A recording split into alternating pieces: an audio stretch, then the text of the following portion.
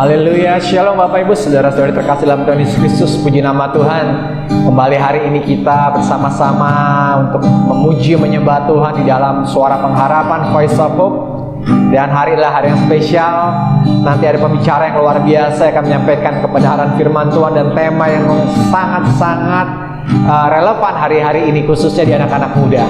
Namun sebelum itu mari saya mengajak kita semua sama-sama kita mau memuji menyembah Tuhan, kita mau tinggikan nama Tuhan. Haleluya.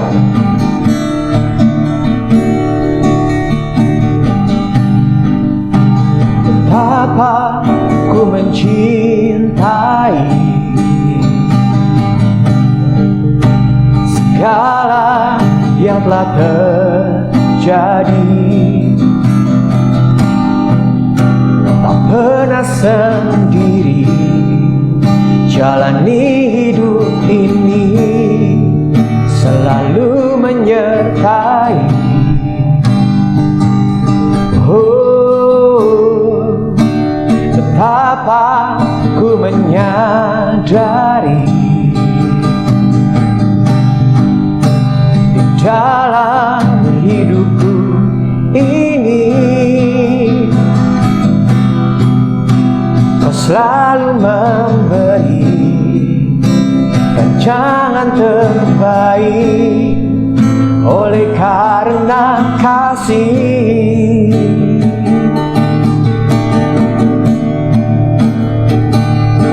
Bapa, sentuh hatiku, ubah hidupku menjadi yang baru, bagai emas yang murni. Kau membentuk rencana hatiku. Bapa, ajarku mengerti sebuah kasih yang selalu memberi, bagai air mengalir yang tiada pernah berhenti.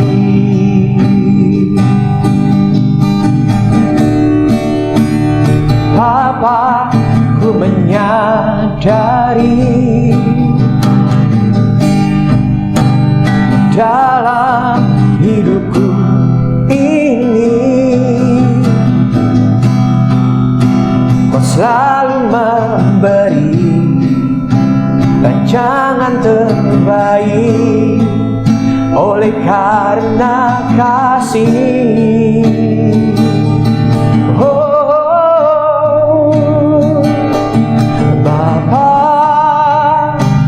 sentuh hatiku, ubah hidupku menjadi yang baru, bagai emas yang murni.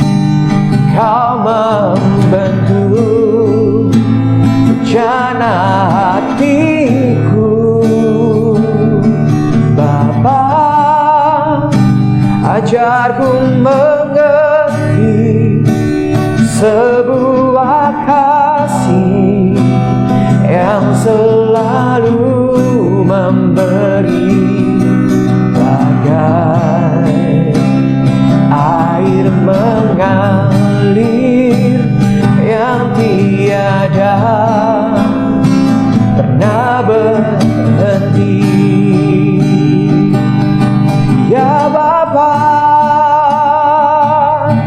Bapa,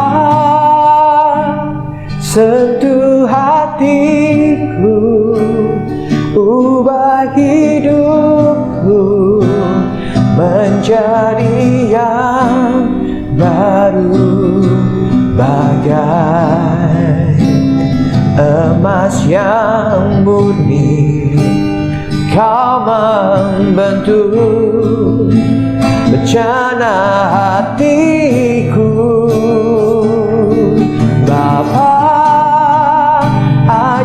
ku mengerti sebuah kasih yang selalu memberi, bagai air mengalir yang tiada pernah berhenti,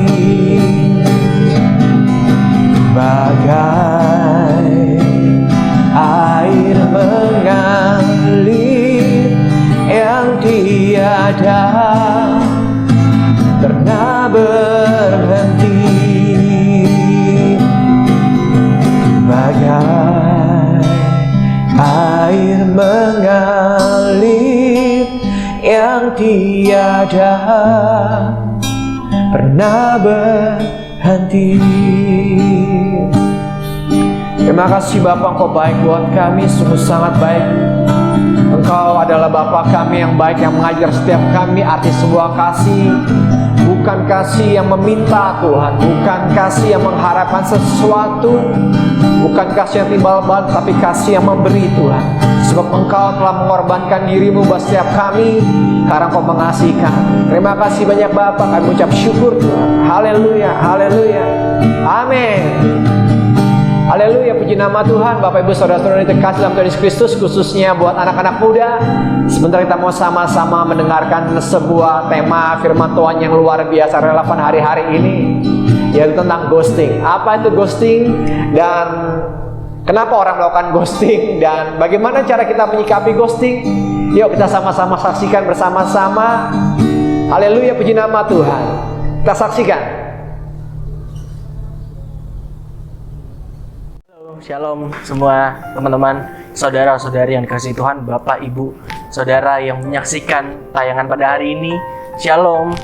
Hari ini kita bertemu lagi di Voice of Hope spesial nih, malam mingguan nih teman-teman, khususnya anak muda yang sendirian, yang malam minggunya sendirian. Silakan melihat tayangan ini karena ini spesial malam mingguan. Saya diberikan tema oleh hamba Tuhan.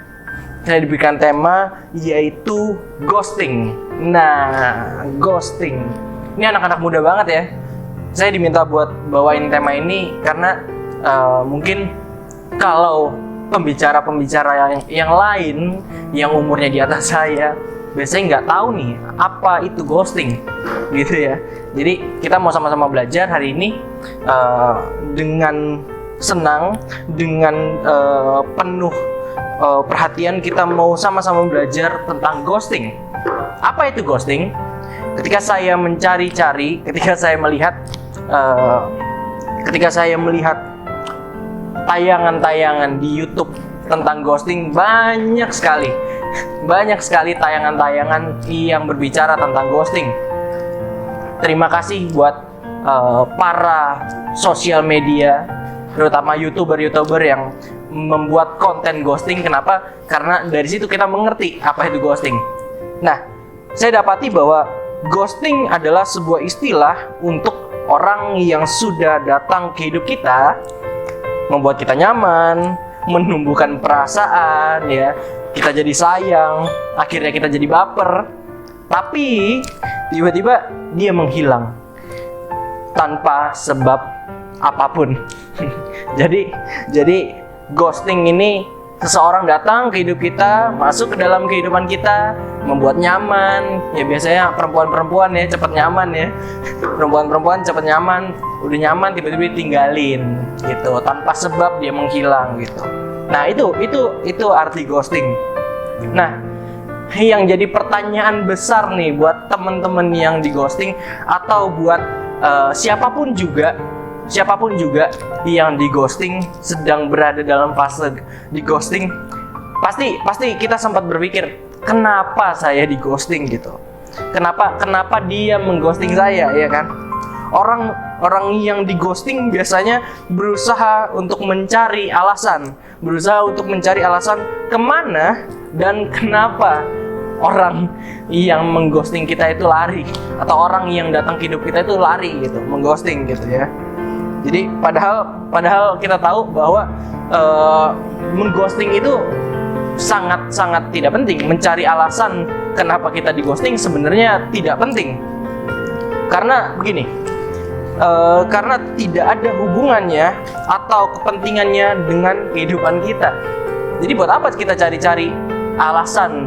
Aduh, kok dia ghosting saya ya? Aduh, dia pergi kemana ya? Kok 1 bulan menghilang? Kok 1 minggu menghilang gitu? Kita biasanya sibuk kan? Karena apa? Karena kita udah baper dong. Kita udah kebawa perasaan. Aduh, Kak, udah terlanjur cinta nih, mau gimana? Jadi harus saya kejar gitu. Tapi kita sering kali mencari-cari alasan kenapa dia pergi gitu. Padahal itu bukanlah suatu hal yang penting. Gak ada hubungannya sebenarnya dengan kita. Gak ada hubungannya, gak ada urusannya dengan kehidupan kita. Kelangsungan kehidupan kita tetap bisa berjalan kan. Tanpa ada orang itu, hidup kita tetap lancar-lancar aja tuh. Tanpa orang itu, gitu ya. Nah, teman-teman semua, saudara-saudari dan bapak ibu yang melihat tayangan ini, kita dapat melihat sekarang kita mau belajar ada pola pikir orang yang suka ghosting. Nah, ini menarik nih. Pola pikir apa sih? Apa yang menjadi pola pikir orang yang suka ghosting? Gitu ya, atau pelaku ghosting tuh suka mikir apa sih dalam dirinya, kenapa sampai dia bisa mengghosting seseorang ya. Nah, ini biasanya laki-laki, untuk laki-laki nih, halo laki-laki, anak-anak muda laki-laki biasanya ketika berkenalan dalam proses PDKT itu biasanya nggak hanya kenal dengan satu wanita. Nah, hati-hati nih, laki-laki biasanya kalau PDKT atau mau mengenal seseorang, dia nggak hanya mengenal satu orang perempuan saja. Nah, halo perempuan-perempuan juga nggak beda kok. Perempuan juga sama. Mungkin bisa sama. Perempuan juga bisa mengenal lebih dari 2 pria, lebih dari 3 cowok, gitu ya. Karena sempat ada quotes-nya dibilang kalau sampai perempuan hanya chat dengan 1 cowok, gua kuras nih air kolam gitu ya. jadi rasanya tuh laki-laki nggak percaya banget kalau perempuan juga hanya chattingan dengan 1 orang gitu. Nah, kenapa? Karena gini, teman-teman dan saudara-saudari yang dikasih Tuhan. Di situ laki-laki memiliki haknya, kita semua punya hak untuk memprioritaskan mana yang ia rasa, mana yang saya rasa nyaman dan lebih diprioritaskan. Ini dalam tanda kutip sebelum kita melanjutkan hubungan ya. Ketika sebelum kita berpacaran, ketika kita dalam tahap pendekatan, ketika kita sebelum berkomitmen dalam hubungan, biasanya alasannya adalah laki-laki atau perempuan juga bisa memiliki hak untuk memprioritaskan seseorang. Halo yang di ghosting? Bisa jadi Anda bukan prioritas penting dari pasangan Anda. Mungkin pasangan Anda memiliki prioritas yang lebih penting dari Anda. Jadi mungkin ini kenyataan yang pahit, ini kenyataan yang harus kita hadapi ya. Tapi gimana hubungannya dengan kita gitu ya?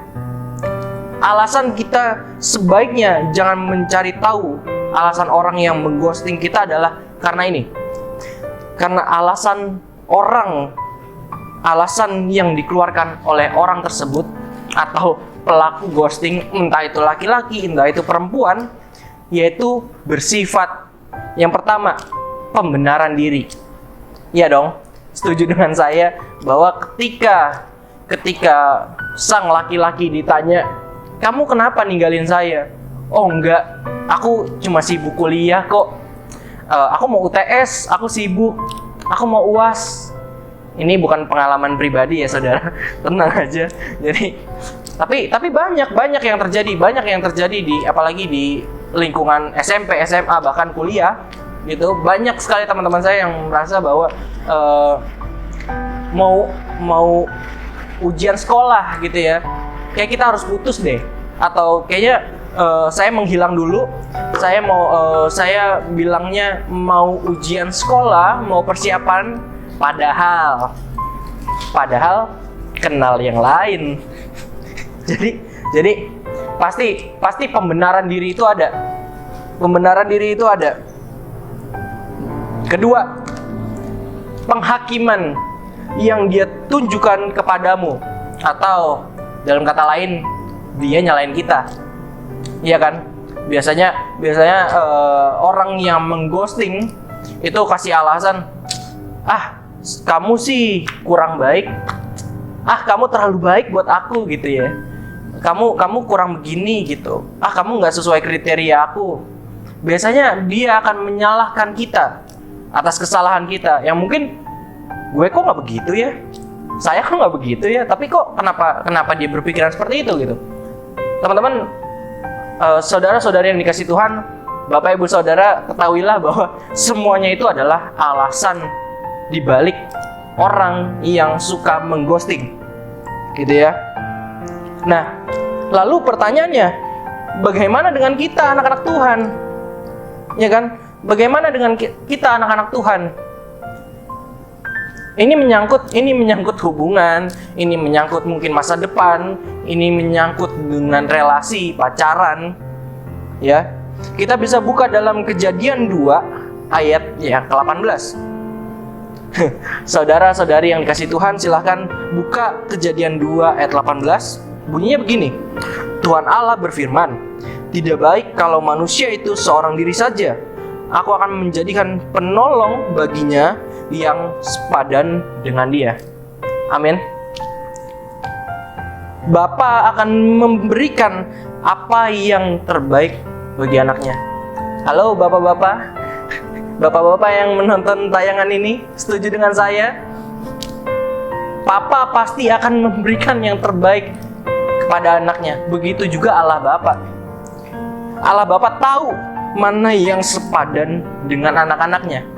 Allah Bapa sangat tahu pribadi saya, karakter saya.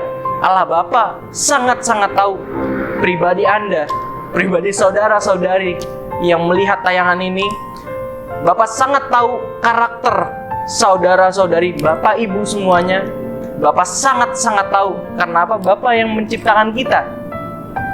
Jadi pasti Bapak tahu yang terbaik buat anak-anaknya. Bapak tahu, Allah Bapak tahu mana yang sepadan, mana yang cocok buat kita. Nah, anak Bapak atau anak Tuhan pasti akan dipertemukan dengan sesama anak Tuhan. Iya kan? Gak mungkin, ada sebuah ilustrasi begini. Gak mungkin Allah Bapa memberikan anaknya kepada yang bukan anak Bapa juga. Gak mungkin Allah Bapa memberikan anaknya kepada yang di luar daripada Bapa itu sendiri. Contoh lainnya begini. Halo para orang tua yang sudah memiliki anak, papa mama. Saya punya ilustrasi. Ketika para papa dan para mama yang di rumah yang menonton dan melihat ini membesarkan anaknya, putra atau putrinya dengan sangat baik, dengan cinta Tuhan, dengan penuh kasih sayang, dengan penuh ketulusan, dijaga, dirawat, pokoknya diberikan yang terbaik. Tapi ketika besar, apakah papa dan mama mau memberikan anaknya yang spesial ini, yang dirawat, yang dijaga, yang dibentuk dalam kasih Tuhan, diberikan kepada orang lain yang tidak mengenal Tuhan, diberikan kepada orang lain yang di luar Tuhan, bahkan gak mengenal Kristus? Apakah Bapak, Ibu, Saudara rela untuk memberikan anak yang sudah capek-capek kita besarkan dengan kasih Kristus, kita berikan kepada orang yang berada di luar kasih Kristus? Tentu enggak ya. Tentu pasti kita semua mau, termasuk bapak-bapak, ibu-ibu, orang tua, kita semua mau anaknya mendapatkan pasangan yang terbaik. Begitu juga Allah Bapa. Allah Bapa nggak akan memberikan anaknya kepada sembarangan orang. Kalau kamu berharga, kau pasti akan dapat yang sama-sama bernilai harganya. Gitu ya. Jadi kita bisa lihat sepadan ketika saya buka dalam kamus bahasa Inggris, sepadan itu ada dua bahasa Inggrisnya, itu counterpart. Yang pertama counterpart, yaitu rekan yang seimbang. Nah, ini rekan yang seimbang. Kedua, complementary. Artinya saling mengisi, melengkapi, dan mengimbangi. Jadi, kita sebagai anak-anak muda mencari pasangan tentu yang mengisi, melengkapi, dan mengimbangi di dalam kasih Kristus. Amin. Kita nggak mungkin, ketika kita menjadi anak-anak Tuhan, kita adalah anak-anak Tuhan, kita nggak mungkin mengisi, melengkapi, dan mengimbangi pasangan kita dengan hal-hal yang di luar Tuhan. Setuju dengan saya? Kita semua pasti mau mengisi, melengkapi, dan mengimbangi itu semua. Pasangan kita, membangun pasangan kita di tengah-tengah Kristus. Kristus menjadi pusat yang utama dalam kehidupan kita, dalam pasangan, dalam berhubungan. Saya punya satu ilustrasi. Kopi. Ya, bapak-bapak biasanya suka minum kopi ya. Kopi pahit gitu ya. Kopi hitam, pekat, pahit gitu ya. Ketika dicampurkan dengan susu, ya, ini saya bayanginnya sambil pengen juga gitu. Tapi ketika dicampurkan dengan susu, wow, taste-nya berubah, rasanya berubah, menjadi lebih nikmat, menjadi lebih baik, menjadi lebih enak. Ya, tambahkan susu menjadi creamy, warnanya berubah, rasanya berubah, kecantikannya berubah, manisnya pas. Wow, enak ya, enak banget pasti. Itu yang disebut sepadan. Kopi dengan susu adalah perpaduan yang sepadan, yang cocok, yang saling mengimbangi. Yang satu manis, yang satu pekat, yang satu strong rasanya, enak hasilnya, gitu ya. Bayangkan saudara-saudari yang dikasih Tuhan, Bapak Ibu Saudara, bayangkan kalau kopi dicampur dengan marjan, marjan koko pandan, atau dicampur dengan teh mungkin. Jadi apa? Jujur saya belum pernah nyoba, tapi dari kelihatannya aja, kita dengar aja udah aneh gitu, karena nggak nyambung. Bukan itu resepnya gitu. Jadi sekarang solusinya apa? Apa solusinya kita menghadapi ghosting? Roma 5 ayat 5. Silakan Bapak Ibu Saudara, saudari yang dikasih Tuhan, membuka Alkitab Roma 5 ayat yang kelima. Dan pengharapan tidak mengecewakan, karena kasih Allah telah dicurahkan di dalam hati kita oleh Roh Kudus yang telah dikaruniakan kepada kita. Nah, jadi pengharapan kita ketika kita hidup di dalam dunia ini, kita pasti sering berharap kan. Pengharapan kita nggak mengecewakan. Kenapa? Bukan karena kita hebat, bukan karena Anda dan saya ganteng, cantik, bukan karena value hidup Anda lebih baik daripada orang lain, bukan. Tapi pengharapan kita nggak mengecewakan karena kita melihat kasih Kristus yang ada di dalam hati kita. Ya, kasih Kristus mentransformasi hati kita. Saya akan bacakan dari Roma 5 ayat yang kelima, dari versi yang berbeda, versi firman Allah yang hidup. Bunyinya begini: kalau sudah begitu, apapun yang terjadi, kita dapat hidup dengan tabah, karena kita tahu bahwa segalanya baik. Kita menyadari betapa besar kasih Allah kepada kita, dan kasih ini kita rasakan dalam segenap diri kita, karena Allah telah memberikan Roh Kudus untuk memenuhi hati kita dengan kasih-Nya. Jadi saudara-saudari yang dikasih Tuhan, ketika kita menghadapi ghosting, kita perlu yang namanya perubahan diri dulu. Dimulai dari hati yang utama. Kita harus mentransformasi hati kita dengan kasih Kristus. Halo anak-anak muda, bagaimana kita menanggapi ghosting? Kita nggak pernah tahu kapan kita di ghosting. Kita nggak bisa menolak ghosting itu karena kita nggak tahu datangnya kapan. Tapi yang pasti kita bisa mempersiapkan diri dengan apa? Dengan merubah hati kita, merubah cara pandang kita dalam menghadapi masalah, termasuk ghosting. Roma 12 ayat 2 bilang gini. Roma 12 ayat 2 berkata, "Janganlah kamu menjadi serupa dengan dunia ini, tetapi berubahlah oleh pembaruan budimu, sehingga kamu dapat membedakan manakah kehendak Allah, apa yang baik, yang berkenan kepada Allah, dan yang sempurna." Jadi sekarang kita sadar ya, hati kita harus dirubah oleh Injil Kristus.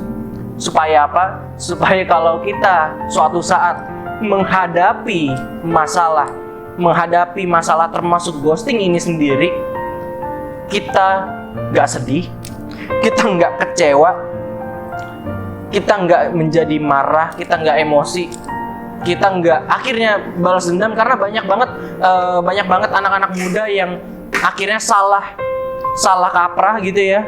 Akhirnya karena di ghosting, dia nggak terima, dia kecewa, dia marah dengan pasangannya. Akhirnya apa? Akhirnya dia balas dendam, ketemu dengan cowok lain, di ghosting lah balik. Tiap ketemu dengan cowok lain, di ghosting balik. Halo anak-anak Tuhan, saudara-saudari yang menyaksikan ini, saya harap nggak ada dari kita yang melakukan seperti itu.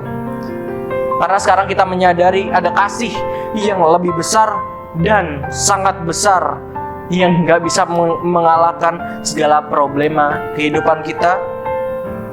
Apalagi ghosting, aduh itu nggak ada apa-apanya. Kasih yang sangat besar itu ditunjukkan oleh Yesus Kristus. Itu namanya kasih Yesus Kristus. Kasih itu sendiri. Ketika kita merasakan kasih yang sempurna dari Tuhan Yesus, Ia lebih dari cukup bagi seluruh kehidupan kita. Jadi sekarang kita nggak perlu lagi khawatir, kita nggak perlu lagi marah, kita nggak perlu lagi emosi. Karena apa? Karena pengharapan kita jelas, karena masa depan kita jelas dalam tangan Tuhan. Amin.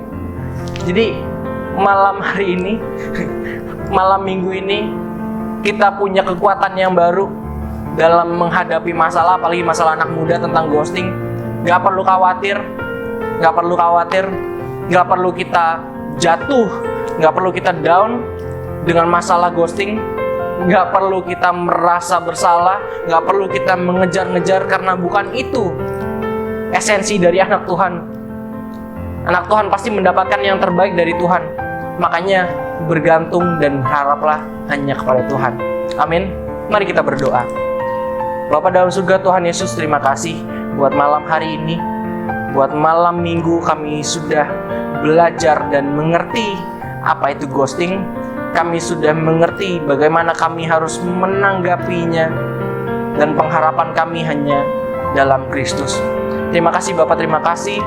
Biar hamba berdoa buat anak-anak muda dimanapun mereka berada, saudara-saudari yang dikasihi Tuhan, yang menghadapi ghosting atau tidak, Engkau semua diberikan kekuatan oleh Kristus saja.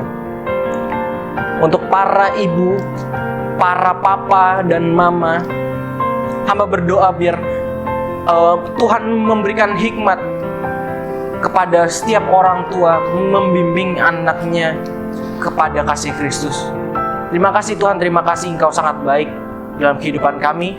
Biar Injil Kristus dipermuliakan, semakin besar hamba-Mu semakin kecil. Terpujilah nama Tuhan kekal untuk selama-lamanya. Dalam nama Tuhan Yesus kami telah berdoa dan mengucap syukur. Haleluya, amin. Tuhan Yesus memberkati. Shalom Bapak Ibu, Saudara-saudari terkasih dalam Tuhan Yesus Kristus. Di akhir acara ini Bila ada Bapak, Ibu, Saudara-saudara terkasih yang memerlukan dukungan doa ataupun ingin mengirimkan permohonan doa pada setiap kami, bisa menghubungi call center yang tertera di layar. Dan kami percaya bahwa Tuhan adalah Tuhan yang baik. Kami tim dari Gunung Tabor Ministry akan mendoakannya. Dan kita percaya bahwa doa orang benar besar kuasanya. Sebab Tuhan kita Tuhan yang baik. Tuhan yang mendengar setiap doa kita. Tuhan yang mendengar setiap seruan kita. Juga bila Bapak Ibu Saudara-saudara terkasih rindu untuk menabur dalam bentuk kesaksian, bentuk ucapan syukur, dapat menghubungi call center yang tertera di layar. Dan kami percaya setiap taburan yang Bapak Ibu berikan pada kami pergunakan untuk kemuliaan nama Tuhan, untuk menyenangkan hati Tuhan. Semuanya hanya untuk kebesaran nama Tuhan. Sehingga nama Tuhan dipermuliakan dan Injil Tuhan Yesus Kristus diberitakan sampai ke ujung-ujung bumi. Terima kasih, Tuhan Yesus Kristus memberkati kita semua. Haleluya.